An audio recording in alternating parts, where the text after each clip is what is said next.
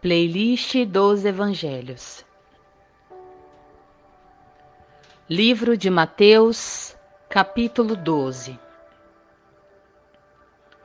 Naquela ocasião, Jesus passou pelas lavouras de cereal no sábado. Seus discípulos estavam com fome e começaram a colher espigas para comê-las. Os fariseus, vendo aquilo, disse-lhes: Olha, os teus discípulos, eles estão fazendo o que não é permitido no sábado. Ele respondeu: Vocês não lembram o que fez Davi quando ele e os seus companheiros estavam com fome? Eles entraram na casa de Deus e, juntamente com os seus companheiros, comeu o pão da presença. E o que não era permitido fazer, mas apenas aos sacerdotes. Ou vocês não leram na lei que no sábado os sacerdotes no templo profanam esse dia e contudo ficam sem culpa? Eu lhes digo que aqui está o que é maior do que o templo. Se vocês soubessem o que significa estas palavras, desejo misericórdia, não sacrifícios, não teriam condenado inocentes. Pois o Filho do Homem é o Senhor do sábado.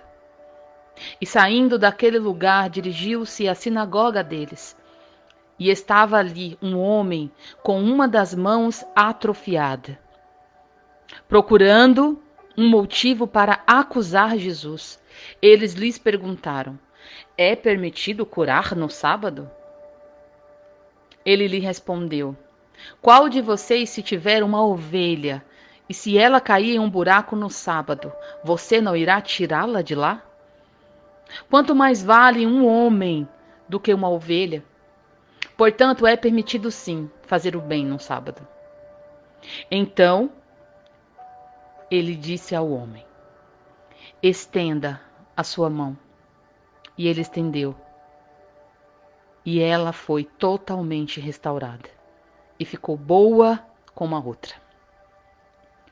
Então os fariseus, saindo, começaram a conspirar como eles poderiam matar a Jesus. Sabendo disso, Jesus retirou-se daquele lugar.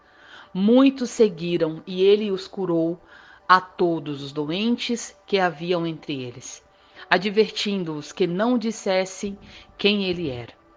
Isso aconteceu para que se cumprisse o que fora dito pelo profeta Isaías: Eis o meu servo, a quem escolhi, o meu amado, em quem eu tenho prazer. Porei sobre ele o meu espírito, e ele anunciará a justiça às nações. Não discutirá nem gritará, ninguém ouvirá a sua voz nas ruas. Não quebrará o caniço rachado, não apagará o pavio fumegante, até que levante a vitória a justiça. Em seu nome as nações porão a sua esperança. Então levaram-lhe um endemoniado que era cego e mudo. E Jesus o curou, de modo que ele pôde falar e ver. Todo o povo ficou atônito e disse: Não será este o filho de Davi?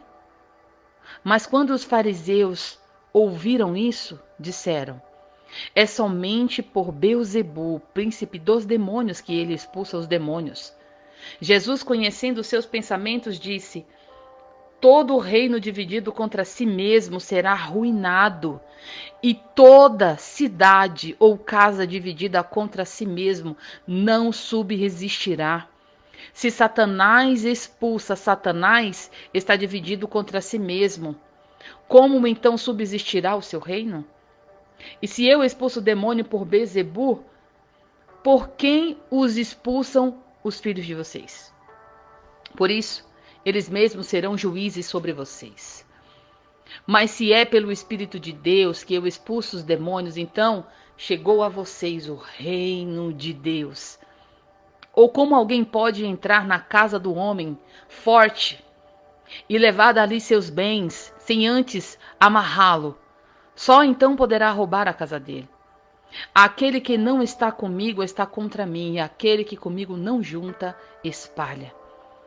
Por esse motivo eu lhe digo: todo o pecado e blasfêmia serão perdoados aos homens, mas a blasfêmia contra o Espírito Santo, esse não será perdoado.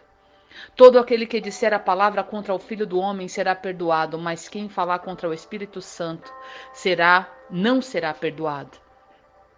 Nem nessa era, nem na era que há de vir.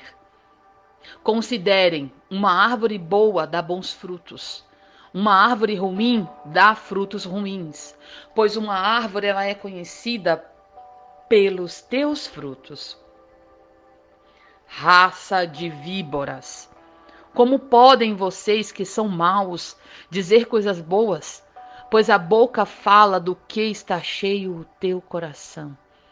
O homem bom do seu bom tesouro tira coisas boas, e o homem mau do seu mau tesouro tira coisas más.